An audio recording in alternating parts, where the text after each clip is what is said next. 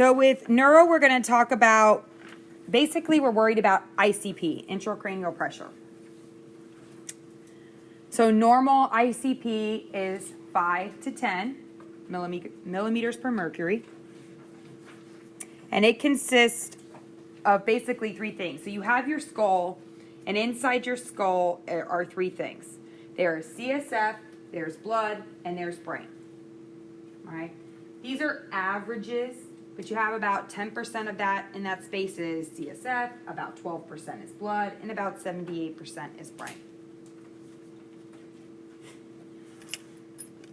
So there was this dude. Oh, here we go.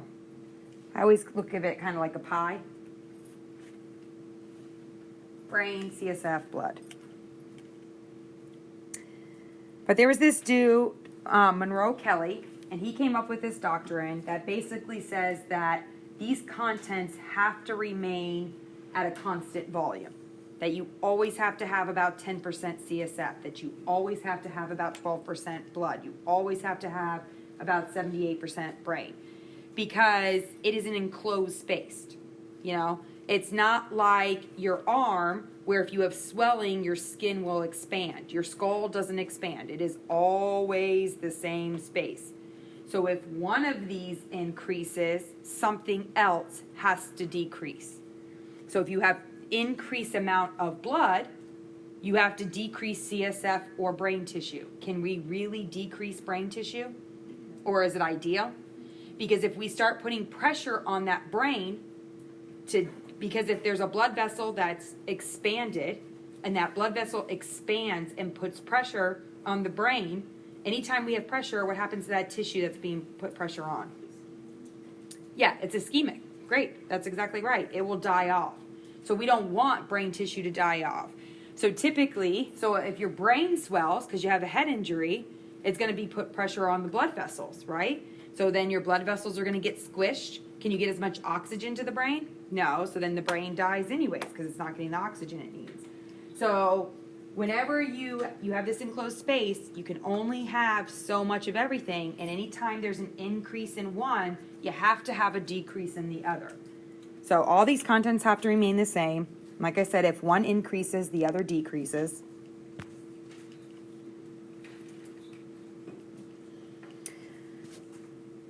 And then there are things that influence it.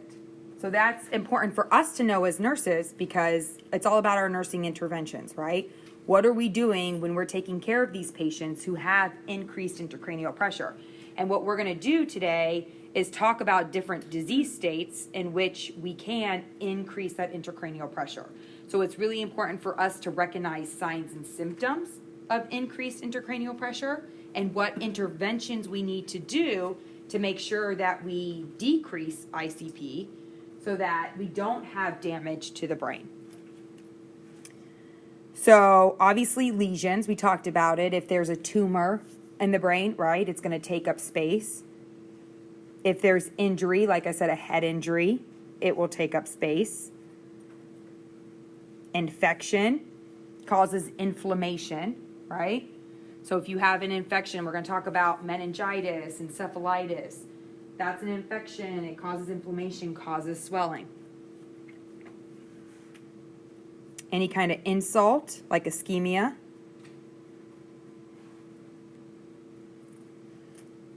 And you really need to monitor parameters.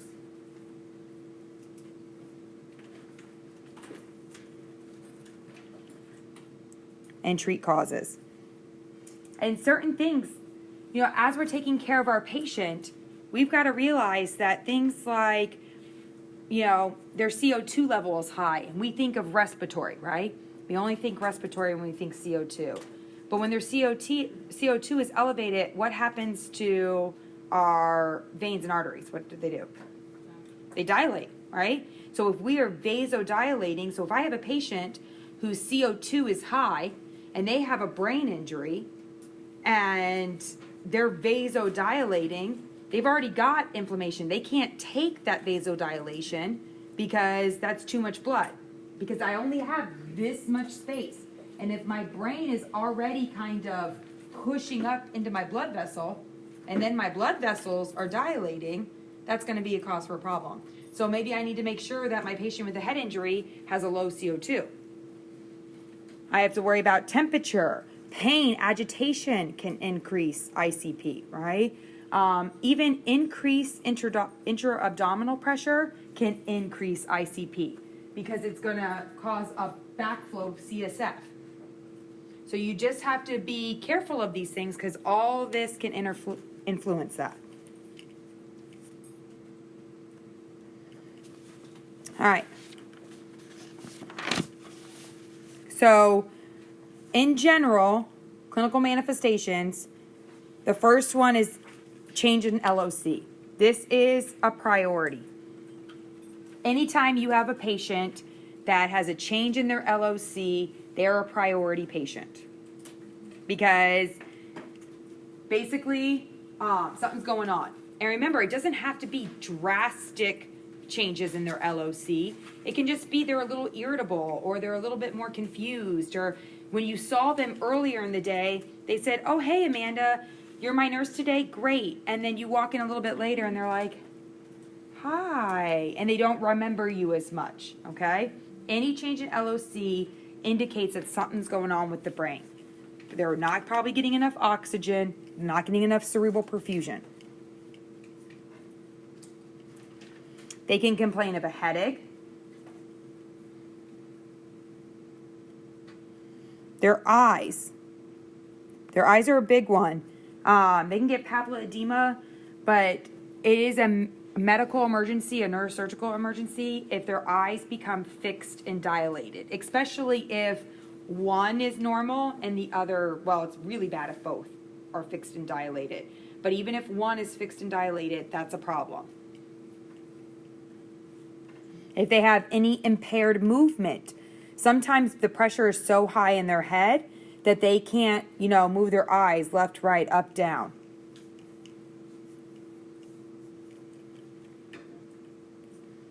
Vomiting. It's a way for them to kind of relieve pressure, even though it doesn't really relieve pressure in the brain. They can have changes in body temperature.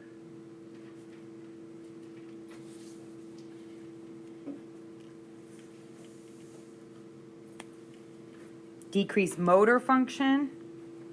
They can posture. So posturing. Right? Decorticate, decerebrate. They can have a combination of the two. That's what this dude right here is doing.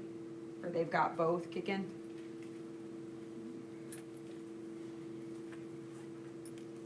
And if you have a patient that has a brain injury, and you go in to give them a bath, and they're already decreased LOC, they've already maybe got a shunt, a drain in, whatever, or maybe they're just being monitored, and you start messing with them, and they start vomiting, or they start posturing, what are you doing to them?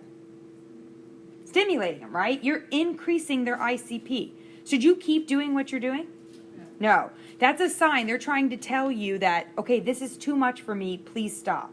And that's where NCLEX and where your guys are going to be tested is, do you recognize that these are signs of increased ICP? And do you recognize what you need to do to stop increasing ICP and what you need to do to help decrease it? Okay. Cushing triad, this is a really late sign. We talk about it all the time. We hear about it, but this is one of the later signs.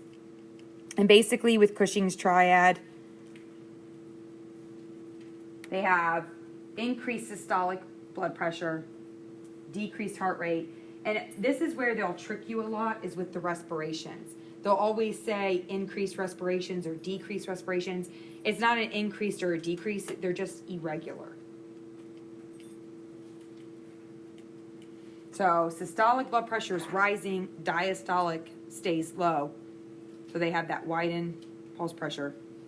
They have a low heart rate. Mm-hmm. So when you say irregular respirations, do you feel like one moment it's normal, rate, and the next moment it's fast? Exactly. They'll be like it's just totally irregular. And even though their heart rate is low, like maybe a heart rate of 50, they're bounding pulses, okay? So they might say high systolic blood pressure. And again, think about questions they're going to give you, because they're not going to say, what is Cushing's triad? Or what will you do if you have a patient with Cushing's triad? They're not going to tell you that. They're going to say, hey, you have a patient whose blood pressure was 130 over 70, and now it is 150 over 70, and during physical exam you have bounding pulses. What is your concern? Increased ICP. Or it might just even not ask you what is your concern. It'd say, what would be your next intervention? Well, your next intervention would be to decrease ICP. So they want you to pull out from that they have Cushing's triad and know what to do from Cushing's triad, all without ever saying that it's Cushing's triad.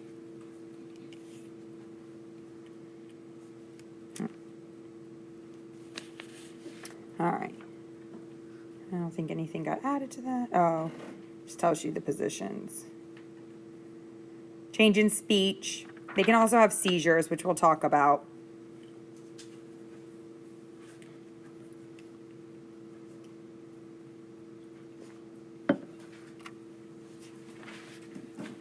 All right, so clinical manifestations continued. Infants and children are going to be a little different. Infants can't talk to you, right? They can't tell you I have a headache. They're not talking, so you may not notice changes in speech. They are refluxing, so they might be throwing up just because they spit up after they eat. So they're not going to have the typical symptoms. But what do they have that adults don't have? That nice squishy fontanelle, right? So we want to see a flat fontanelle, that soft spot. And infants who have increased ICP, they do have kind of an outlet. It's kind of good for them. So they'll get these bulging fontanelles. You'll see, like cone heads, you guys? Or are you guys too young for cone heads?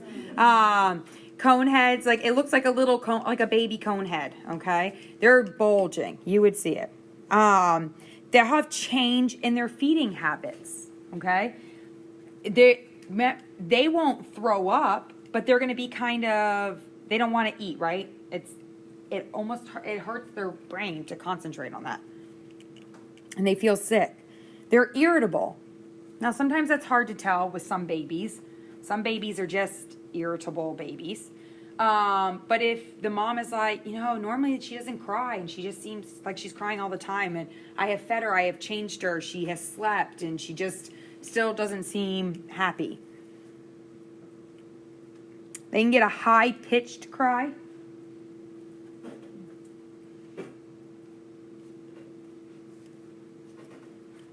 Kids will tell us, my head hurts. But they're not going to say, I have a headache. They're going to say something like, I have a boo-boo on my head. Or, my head is beeping at me. I've heard that before because it's a pounding headache. And they'll but they don't know what pounding is. So they don't describe it the same way. So you've got to kind of listen to kids and interpret what they're trying to say to you. Vision changes. And again, they're not going to say, I'm having vision changes. They just might report to you like, that looks funny, or that's blurry, or I can't see that. They're more lethargic.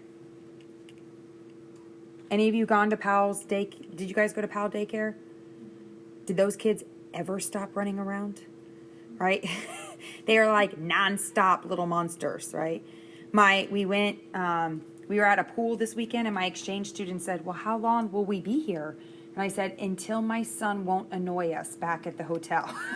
because he needed to get his energy out. And he ran around for literally 3 hours up and down the slide of the pool, like for 3 hours straight. Because they have a ton of energy. So lethargic may not be like, like all laid out, but they're just not as active as they normally are. So listen to parents when they're like, normally he's running around crazy and he's just kind of laying around watching TV. They can get nausea, vomiting. They also get irritable. They just seem more cranky. They can also complain of blurred vision, or they might be sensitive to light. So they might have a little photophobia.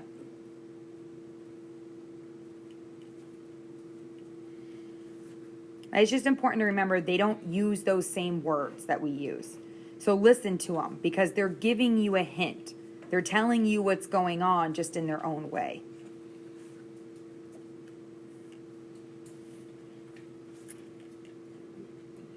All right.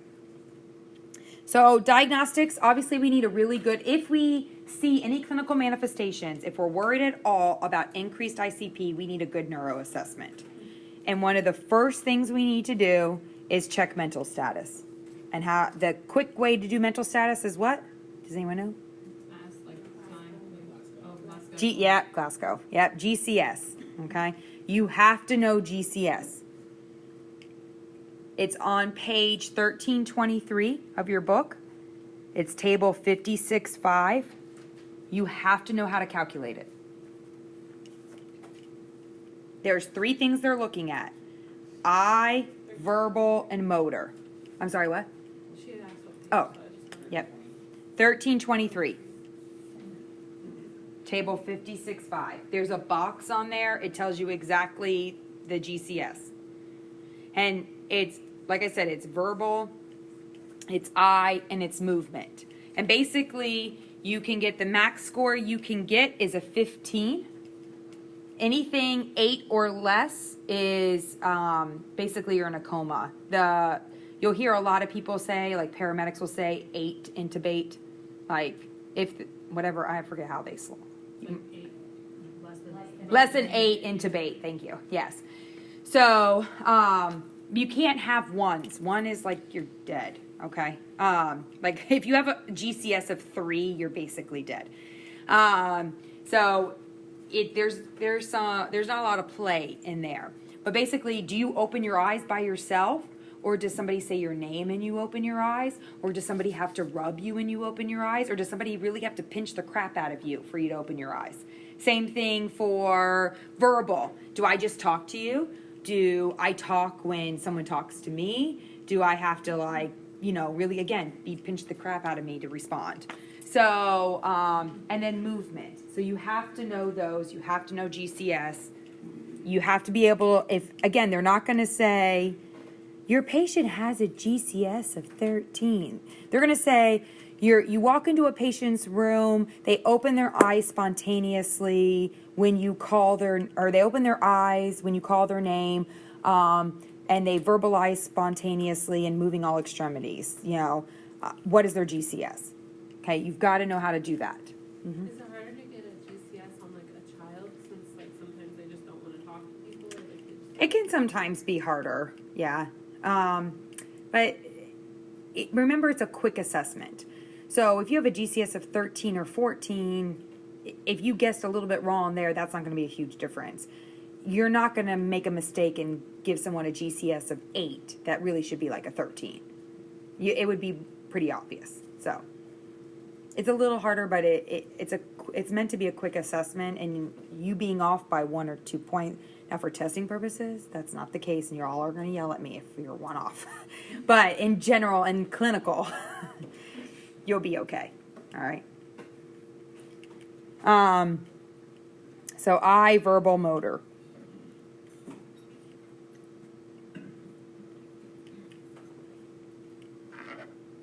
If we know they have like a head injury, we will do, cranial nerves. We can do reflexes. We can do other things too, but neuro assessment and mental status are going to be your gold standard.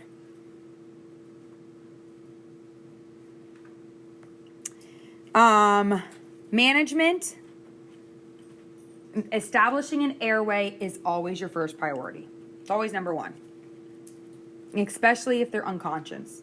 If they're not awake, you want to make sure they have an airway. When we think of neuro, we think, it's always ABCs, bless you, ABCs, right? And then we establish a C-spine, and then we're going to treat the head injury. Because a lot of times if they have a head injury, they most likely have, or there's a very high chance that they could have a what? A neck injury, right? So we're going to make sure that we establish an adequate airway, and we're going to put them in the best position possible. So the best position possible for someone with a head injury is to be up at 30 degrees. Okay? We don't want them laying flat because we don't want gravity working against us and increasing it. We can also, if we need to, hyperventilate them. Again, why would we hyperventilate them? What do we do when we're hyperventilating? We're blowing off what? We're blowing off CO2, right? And remember, I told you CO2 vasodilates. So if I hyperventilate my head injury patient and I blow off CO2 and my CO2 goes down, what's going to happen to my vessels? They're going to constrict, okay? So it's going to cause less pressure. So if my patient's vented, I'm probably going to increase their respiratory rate. So if my patient's awake, I'm going to tell them to take some, deep breaths. Encourage them to breathe more, to kind of blow it off. We're going to start tube feedings if possible. Remember, we always want to keep that gut moving. Most of our head injuries, if they're in a hospital, they're probably not eating right away. So if we're not eating by mouth, we'll probably need to throw an NG tube down there. Except for if there's any kind of facial fractures, right? We need to be very careful. If there's a head injury and there's any kind of facial fractures, you do not want to throw an NG down, because you throw that NG down and accidentally goes the wrong way. Where is it going? To the brain. You do not want to poke an NG tube into the brain.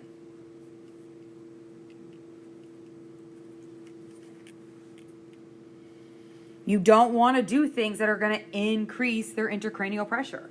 So you're not going to suction them. You're not going to, if they're constipated, you're going to make sure you're giving them stool softeners. You're going to make sure that they're pooping without having to bear down to go to the bathroom. You want to make sure that they're not coughing a whole bunch. So maybe giving them cough suppressants if they're sick. So you want to make sure that you're doing nursing interventions that are going to keep them from doing things that will increase their ICP.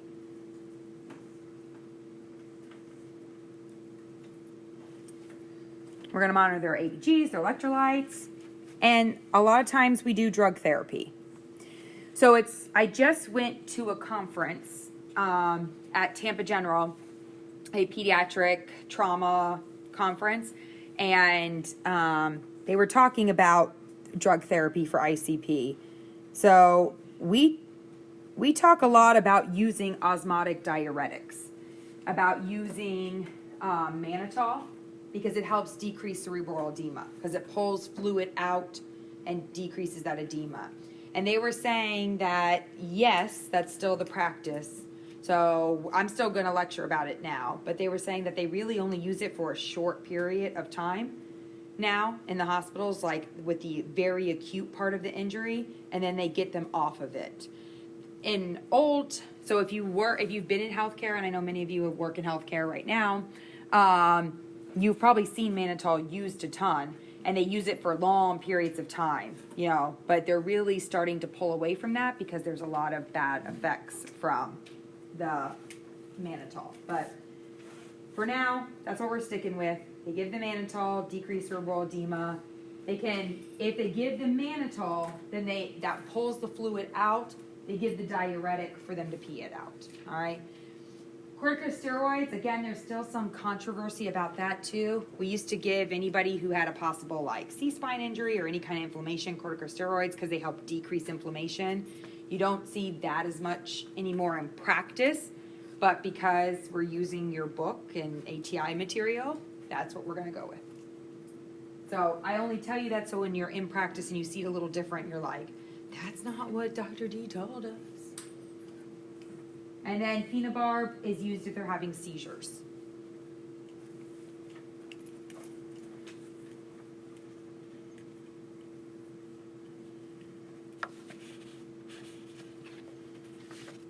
All right, so I know we spent a lot of time, but it's really important for you to understand the components of ICP, intracranial pressure, and what increases it, how to look for it, how to treat it.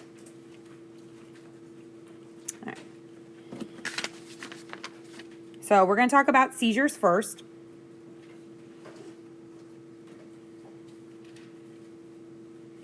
And seizures are basically an abnormal electrical discharge of the brain. So I had it explained to me once as a record player. Do you all know what record players are? Okay. It's scary sometimes. I had a class who did not know what a record player was. I felt really old. A record player, you know, like the needle goes down and the record is spinning and the needle's on the record, and as it's going around and around, that's what's playing the music. So someone explained to me that basically, a neurologist explained to me that basically the record's going around and the needle's jumping.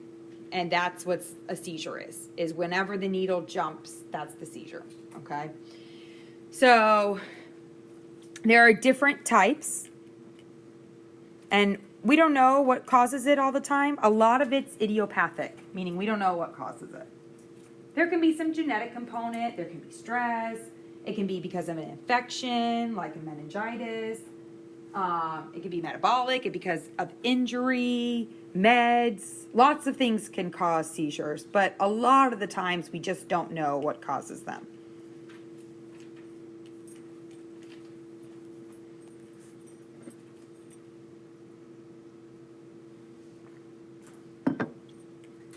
So there's different types, and each type has kind of a classic symptom, which will help you diagnose what type of seizure they are.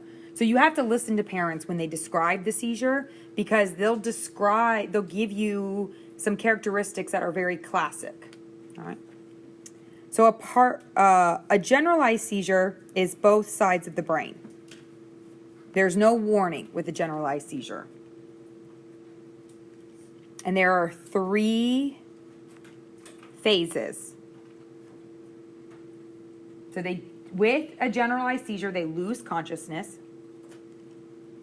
The tonic phase is that initial LOC, and they get really tense. So that's when people think of seizures, I think they think of a generalized seizure. So they get really tense for about 10 or 20 seconds. That's the tonic.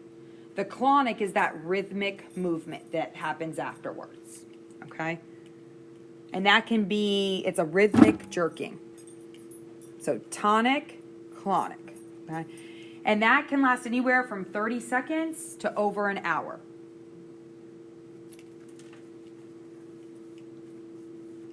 Then they have this post-ictal state. And after that post-ictal state, they are exhausted. Their brain has just run a marathon. So they are oftentimes confused. I'm sorry. Just want to make sure it wasn't my kids. They're oftentimes confused or disoriented. Like, what just happened? I'm not sure. You know, they're just kind of out of it, and they're exhausted. And parents, I don't know why, don't want to let their children sleep after a seizure. I think they think it's like a head injury. Like, don't let them sleep. But it's okay. They can sleep. They're exhausted. Their brains just run a marathon.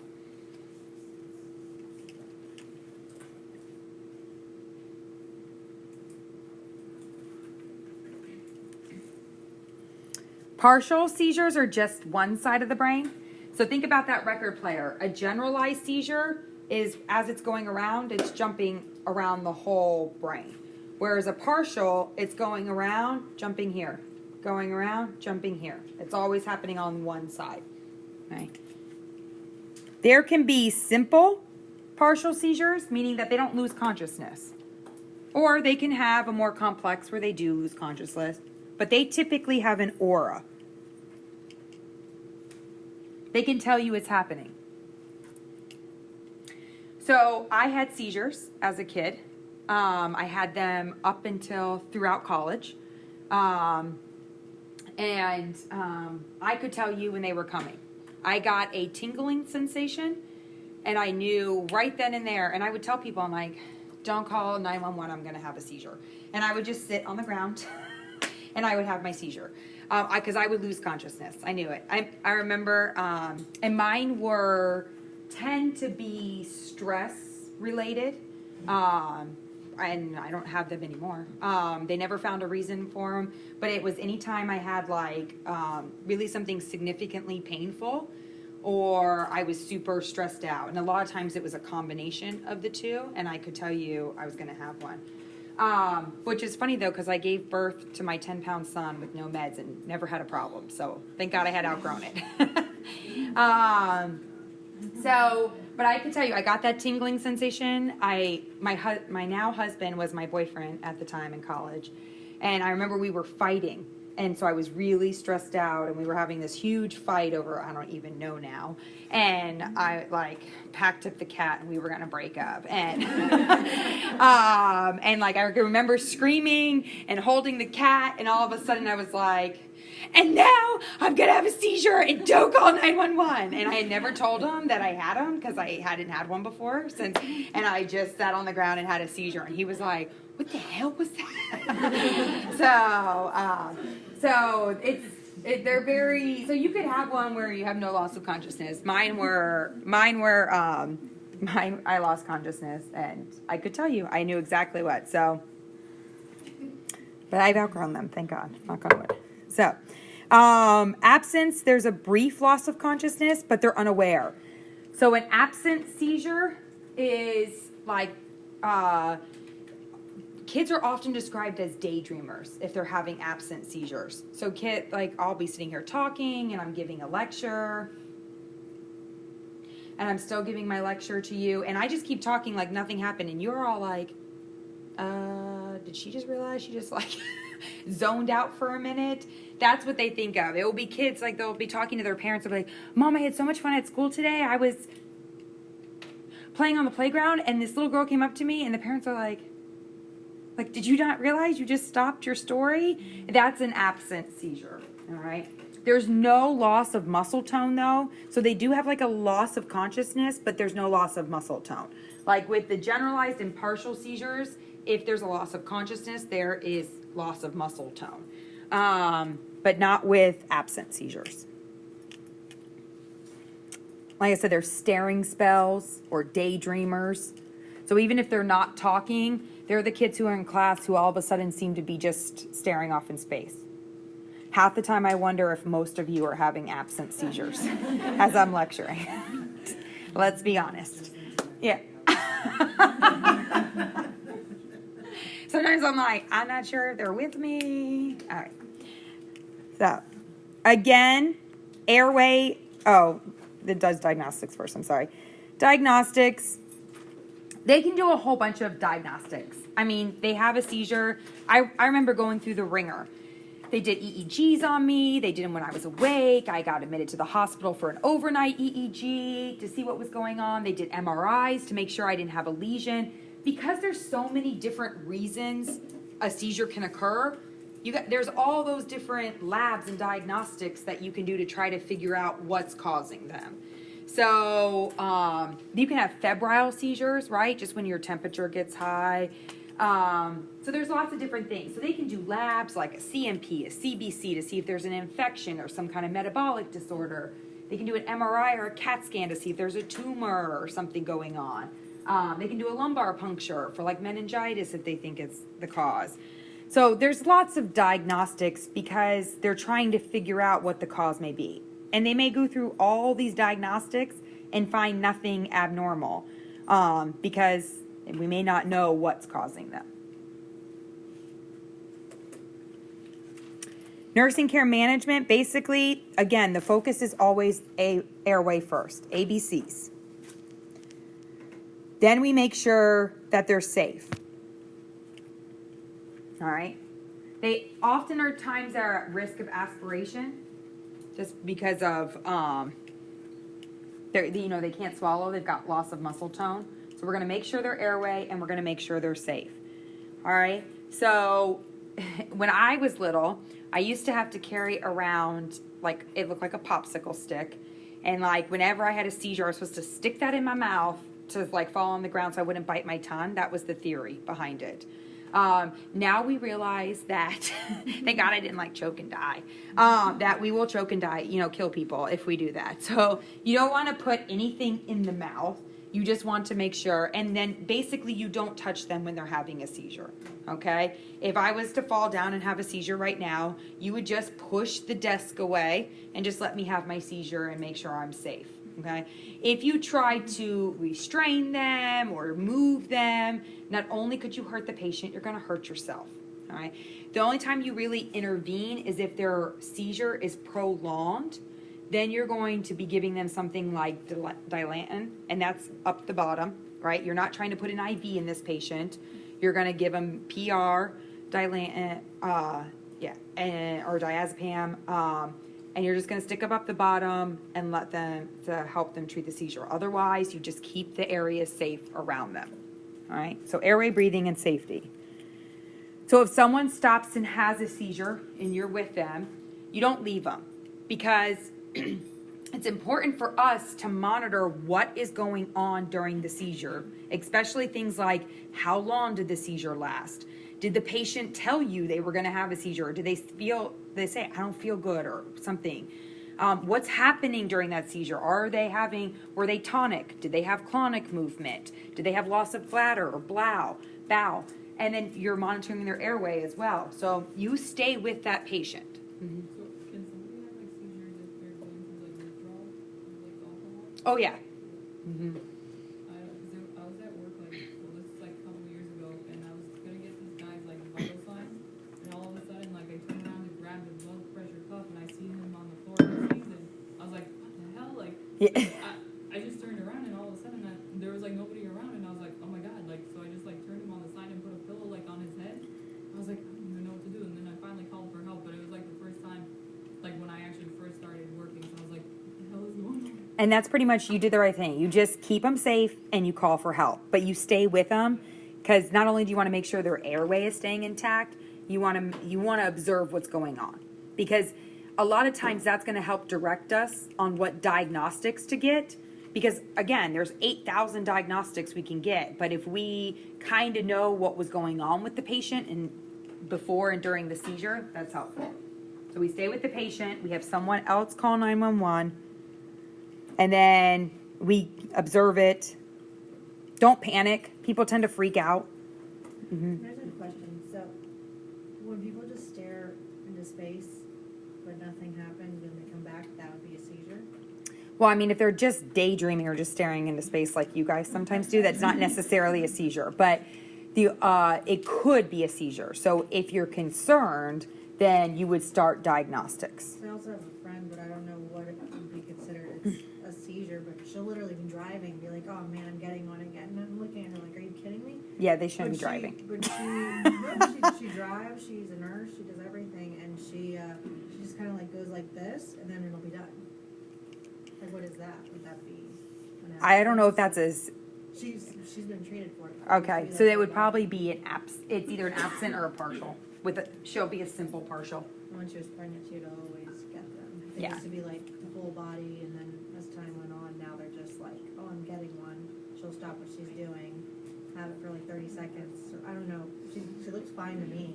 So she might be having a simple partial. Oh, okay. 'Cause I was like, Yeah. and she's driving and everything. And seizures are they exist along a continuum. So they can be very mild or they can be very severe. And I think when people think seizures, they think of like the tonic, clonic, jerking, shaking. But there's a wide variety in the type of seizures and what clinical manifestations you have. And that's why it is so important not to panic. Like, so when especially if someone knows they have them, like for me, it was common. It was no big deal. Like, I knew what was going to happen. But the first couple of times, if I didn't start warning people, everyone just kept calling 911, and I was getting these $500 like ambulance bills for no reason, because I didn't need medical care. Like, I knew exactly what was happening. So you don't panic. But if it's the first time they're having a seizure, it's important that you're there to witness what's going on, because it's going to help get them diagnosed. So, we're going to use meds, anticonvulsants like Dilantin, Depakote, diazepam. Again, in the middle of a seizure, especially if it's like a tonic-clonic, then you're going to do PR. I was just going to say, my son used to have tonic-clonic. Yep. And then he got off his medications and didn't have seizures for 5 years. Then he started puberty, and then he started with the absent seizures. Uh-huh. And I noticed because he was eating breakfast, and all of a sudden he just stopped and was looking, and he did something like that. And then I was like, oh, that was weird. Well, let's keep an eye on you. Then 30 minutes later, He did it again. So I was like, I called, and then they said they sent us to the hospital because Uh-huh. But he's been fine, knock on wood, since that. But it was they're like, I'm surprised you caught it. I'm like, well, I stare at him. It is. It's sometimes often missed because it's like a pause. So you won't think of it, and that's why a lot of like kids will get labeled as like troubled kids or problem children because they're like, he just doesn't listen. I'll be talking to him and he doesn't listen. Who is it?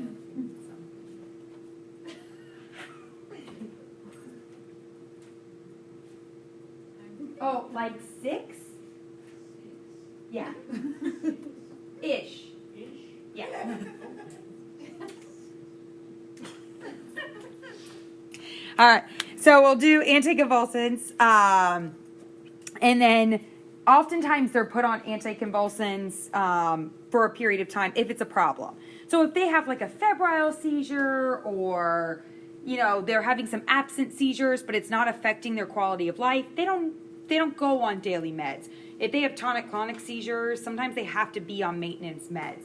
And it's important for you as the nurse to know that because with seizure meds, they have to be therapeutic doses, okay?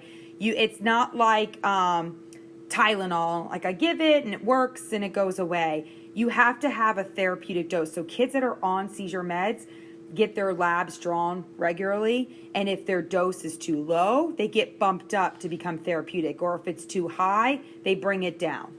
So does it not really matter what kind of seizure it is, if it's prolonged, you were saying you give them type of medication? So no, anticonvulsants are if they have so for me, my seizures happened a couple times a year, twice a year maybe, not very often. I knew what caused, I could tell you, I didn't need any treatment after. I was not on anticonvulsants because it was so infrequent. Crystal's child probably, she said he had clusters, meaning that he would have a seizure and then another and another and another and another. And remember, during this you have loss of function, you're not breathing, so you can become anoxic, not getting oxygen to the brain. And so they wanted to prevent that for her son. Am I speaking correctly? So what they would do is put on anticonvulsants to prevent him from having seizures because he had them frequently. It's not so much the duration. So yes and no. So you get put on anticonvulsants on a regular basis to prevent seizures for kids who are having them all the time. All right. But there's something called status epilepticus, which is a prolonged seizure that lasts a long time. And they don't want you to have a seizure a seizure should only last a couple minutes. If it's lasting longer than that, then they're in status.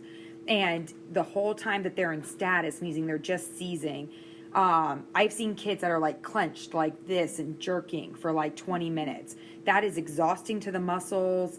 Just like with a burn, they can have myoglobin breakdown. Their brain is not getting oxygen the whole time. That's when you would use an emergent anticonvulsant. So Dilat and diazepam, those are emergent ones. They're used to stop the seizure right then and there, but you can have maintenance too, but they're not used for maintenance. Your maintenance anticonvulsants need to be therapeutic because if they're not in a therapeutic range, then they're not going to prevent the seizures from happening. Does that make sense? Yeah. Okay. So it's really important to educate families. You can't skip doses. If the kid is throwing up, a lot of these anticonvulsants come in multiple forms. So they come IV, they come PO, they come PR. A lot of the kids that are on maintenance anticonvulsants are nonverbal, a lot of times don't eat. So they get, in the G tube or whatever. So, but let's say a kid is having seizures and they normally take their medicine by mouth and now they have a GI bug and they haven't eaten in 3 days. You can't just not give the anticonvulsant for 3 days. You would have to then call the doc and be like, hey, the GI bug's throwing him off. I need to get a PR prescription. Or, maybe he has to come into the hospital and get fluids and get Zofran so he can take his medicine. Sometimes they're going in for surgery. Surgery is a big one because a lot of these kids who have chronic seizures often have other comorbidities. And so they often come into the hospital a lot, have surgery a lot, and we can't just, when we make them MPO after midnight, we can't just not let them take their medicine because they'll get out of that therapeutic range, and once they're out of therapeutic range, then they start seizing again. So, again, it's very variable. There's no one way to treat. Remember when we talked about asthma? There was all different ways to treat asthma. With neuro, it's the same way. Like with seizures, there's no seizure, no one kid is going to have the same exact seizures, and you can't take the same route with every child. It's going to be unique. We've already talked about this. Monitor drug levels.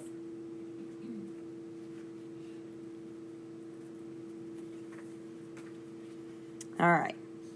Any questions about seizures?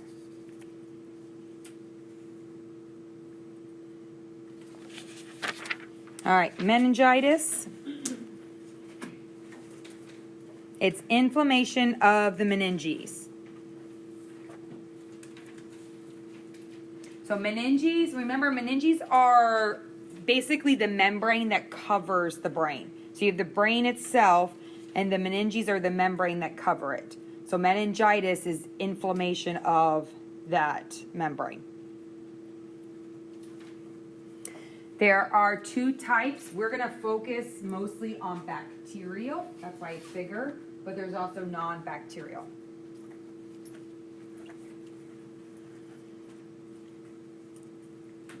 So bacterial is often caused because they first had like a cold. So parents will say, oh, they had a cold for a few days, you know, a little URI, and then they get sicker. The most common pathogens are Hib, meningitis, strep pneumo. I'm not going to get on a soapbox, but I am. These are all preventable via what? Vaccines. Oh my God. I'm sorry if you choose not to vaccine your child. I'm not judging. In my head I am. So these are preventable. It is one of the biggest reasons we vaccine, because we can prevent children from getting meningitis, because Hib is such a common virus that they're exposed to that causes meningitis. Okay. H influenza, or I'd have to Haemophilus type B, yeah. But I'm trying to think of how to I see it in my brain, but I don't know.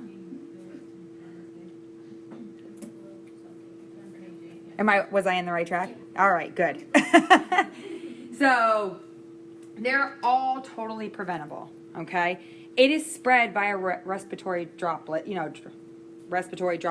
okay?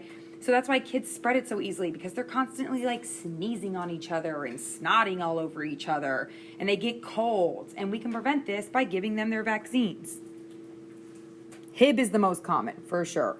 It's why we vaccinate the children. All right. Non-bacterial, that can be like from herpes or mumps, HIV. That your PowerPoint has, the clinical manifestations. Babinski sign, where you pull up the neck and the legs come up, or Kernick sign. They can have the rash. A lot of people think meningitis, they have that purple rash. That is a super late sign. If they have that, they're probably pretty freaking sick.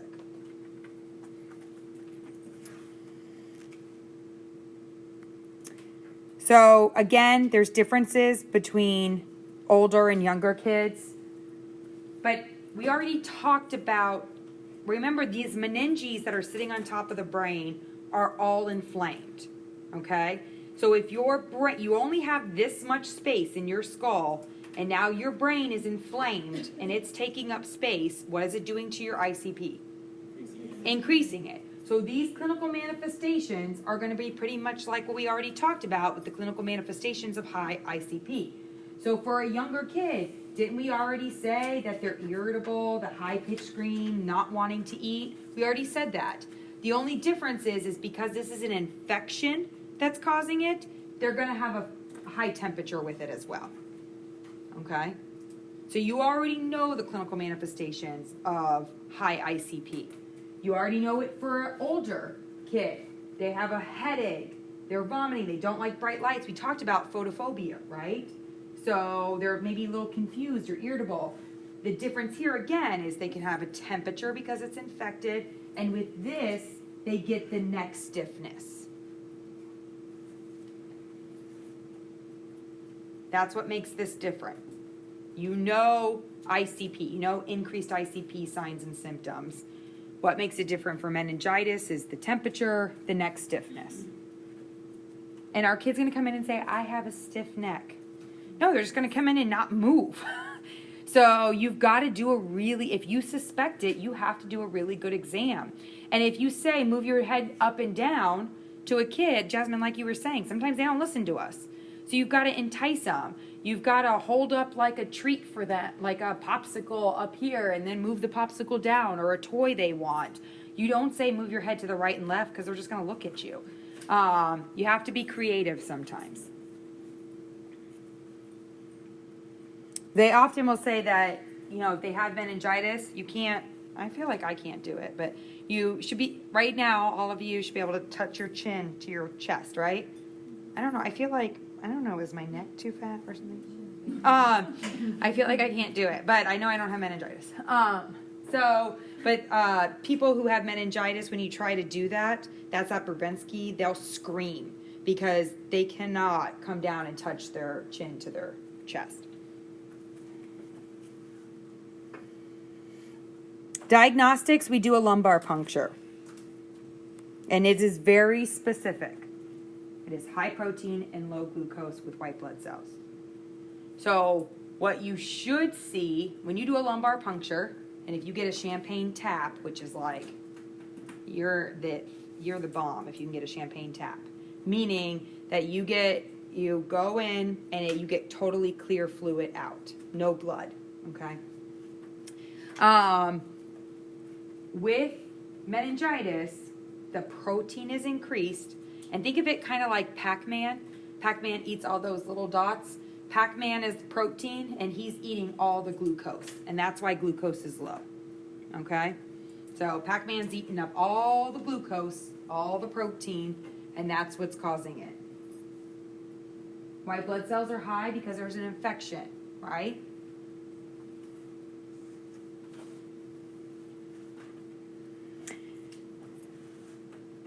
They're treated with antibiotics. They're treated typically for a good week to up to 3 weeks.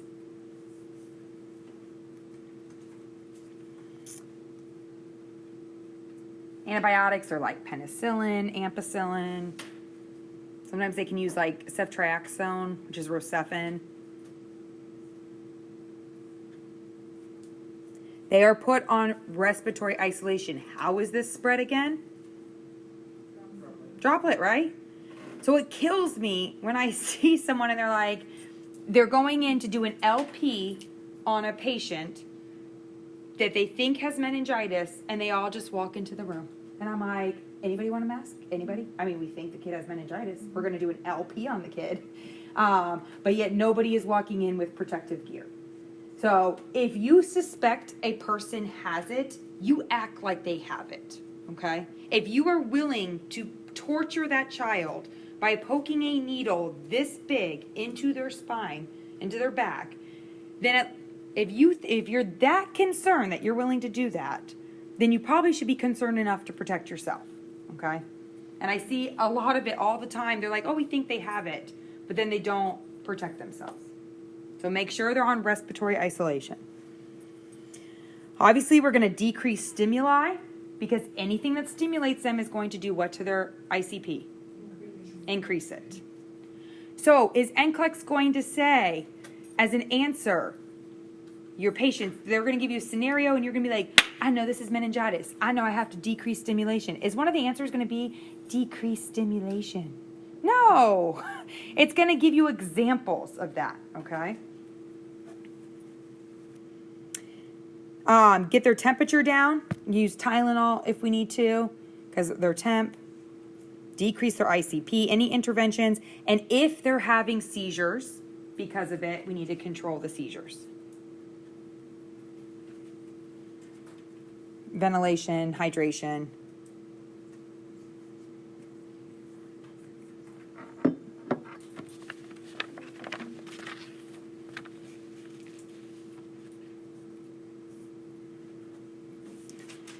I'm going to do non-bacterial quick. Because basically, you treat non-bacterial as bacterial until proven otherwise. That's it. If you come in and you suspect meningitis, you cannot tell the difference between bacterial meningitis and viral meningitis by clinical manifestations. They are going to present the same. So if you suspect meningitis, you will treat them as though they have bacterial meningitis until proven otherwise. And how do you prove it? The lumbar puncture. Perfect. So you'll get that lumbar puncture back, and it will not have high protein, low glucose. So you know it's viral. So it will be altered protein and glucose, but it will not be high protein, low glucose. So you might have an LP that comes back with some white blood cells. You know that there's an infection, but it is not bacterial. So with that, you start them on an antibiotic until you get the results of the LP back. And remember, an LP is a culture. So you have to get the lumbar puncture first before you start antibiotics, or your lumbar puncture will be not accurate. Yes? So it's like glucose like the only determinant factor difference between two? And the protein. Protein's high, glucose is low. Okay. They can be variable. The glucose can be up or high with viral, but you'll definitely have white blood cells on, increased white blood cells on both. Okay. All right. So they come in, they're irritable, they have neck stiffness, you're concerned about meningitis, you do the LP, you start antibiotics right away, and then when the results come back, then you either continue the antibiotics because it's bacterial, because you know from your LP, or they just have a viral meningitis and you can take the antibiotics off. And it really only lasts about a week, and it is self-limiting. It's like having a cold, because they probably had a cold in the first place and their parent didn't vaccinate them. But I'm not judging. So this is preventable with vaccines. Okay? For kids, it's Hib and pneumococcal. So 2 to 18 years of age, we do Hib and meningococcal. For adolescents and college students, we do the meningococcal for the meningitis. Okay? Because adolescents are all over each other, right? We just learned they're like in sexual hyperdrive, so they're like pawing at each other and touching a lot. And they're like, very lovey-dovey. So they're all over and they're spreading it. Or they live in a dorm room off at college and they're all on top of each other and spreading it. So we give them meningococcal before they go off to college.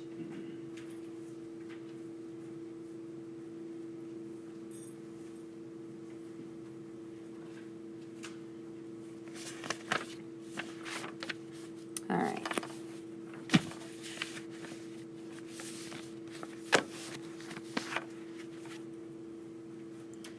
All right, any questions about meningitis? I'm going to hit encephalitis real quick because it is very similar and you already have everything written down. So, meningitis is inflammation of the meninges that cover the brain. Encephalitis is inflammation of the brain itself. All right? You cannot tell the difference between the two because the clinical manifestations are the same because they have increased intracranial pressure. All right? They'll get neck stiffness, they'll get dizzy, they'll get headache. If it's really bad, they can have seizures. The only difference is that encephalitis has a more sudden onset. Where remember when we talked about meningitis, they typically have a cold first and they're sick for a couple of days and they progress and get worse. With encephalitis, it's more of a sudden onset. Like they were fine and all of a sudden they're like, I was fine yesterday and now I woke up and I have this worst headache and I feel sick to my stomach and I'm super dizzy, and maybe I have a little bit of a fever. It's all of a sudden. But it is most of the time it's an infection that causes it. A lot of times it's spread by a mosquito. That's why they had the big mosquito, like spraying for mosquitoes because it's spreading encephalitis. The mosquito is picking up the virus from one person and bringing it to someone else, and that's how they're spreading it. But it's a virus, So they can't really treat encephalitis. We're only treating the symptoms of encephalitis. So we're treating the increased intracranial pressure. If it's really bad, we can try something like acyclovir, which will stop. Remember, antivirals, they just stop the replication of the virus. They can't kill the virus off. They just stop the replication of the virus so that the person doesn't get sicker. But once they have it, they've got it. So if you give them something like acyclovir on day 6, it's not going to do anything because the virus has already replicated itself enough times. That's why antivirals have to be given within the first 24 hours, sometimes 48, because what you're trying to do is stop that, stop it from replicating. But you're basically just treating the symptoms. If they have a headache, give them something for the pain. If they start having seizures, treat the seizures. You basically just want them to be resting and getting lots of fluids.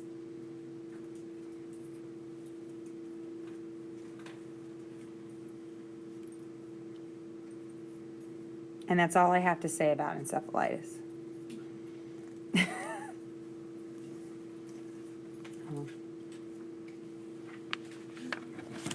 All right, any questions about that?